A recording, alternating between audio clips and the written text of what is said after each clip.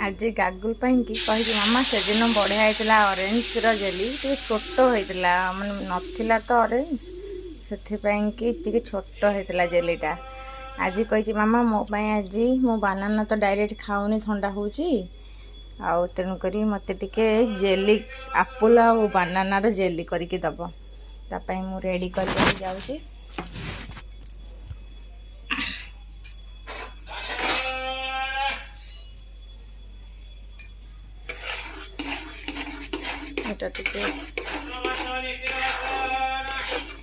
गरम हम ताजे अगर अगर पाउडर पड़ो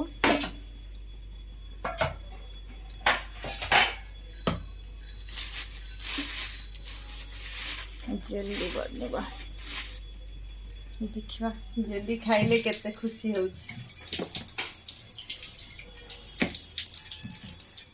मत फ्रिज रे बसई दब से जेली हो हाउ देखा